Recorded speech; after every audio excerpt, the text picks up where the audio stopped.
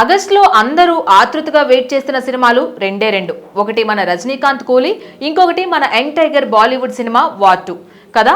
ఇప్పటికే ట్రైలర్తో భారీ స్థాయిలో అంచనాలు క్రియేట్ చేసిన ఈ రెండు సినిమాలు ఆగస్టు 14న థియేటర్లోకి రావడానికి రెడీ అయిపోయాయి. అయితే వార్ 2 గురించి మాట్లాడుకుంటే ఇప్పుడు ఈ సినిమాపై తెలుగులో ఓ హాట్ చర్చ నడుస్తోంది. కారణం తెలుగు డబ్బింగ్లో హృతిక్ రోషన్ వాయిస్ ఎలా వచ్చింది అని. దాని సమాధానం ఇప్పుడు ఇండస్ట్రీలో ఓ ఇంట్రెస్టింగ్ బజ్ గా మారింది. హృతిక్ డబ్బింగ్ చేశాడా అంటే కాదు, కానీ డబ్బింగ్ చేసినట్లు అనిపించిందా అంటే అవును.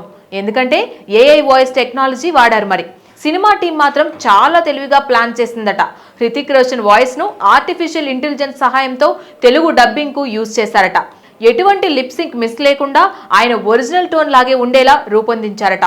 ఈ టెక్నాలజీని ట్రైలర్లో కూడా ప్రయోగించారు. ఫలితం ఆడియన్స్ కి మైండ్ బ్లోయింగ్ షాక్. ఇంకా మన యంగ్ టైగర్ ఎన్టీఆర్ సంగతి అయితే ప్రత్యేకంగా చెప్పాలి. ఈ సినిమాకు తెలుగు, హిందీ రెండు భాషల్లో కూడా స్వయంగా డబ్బింగ్ చేశాడు. అంతేకాదు తెలుగు వర్షన్లో డైలాగ్స్ లో ఎక్కడా ల్యాగ్ అనిపించకూడదని తన టీం రైటర్స్ ని కూడా తీసుకొచ్చాడు. వాస్తవానికి హిందీలో సినిమాని పెద్ద రేంజ్ లో ప్రమోట్ చేసే బాధ్యత హృతిక్ అయితే తెలుగులో అదే బాధ్యతను ఎన్టీఆర్ భుజాలపై తీసుకున్నాడు.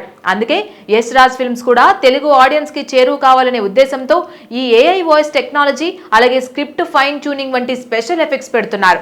ఫైనల్ గా వార్ 2 అంటే కేవలం యాక్షన్ స్పై థ్రిల్లర్ కాదు, ఇది రెండు భాషల్లోనూ ప్రేక్షకులు నచ్చేలా ఉండే మాస్ అండ్ టెక్నికల్ మావరిక్.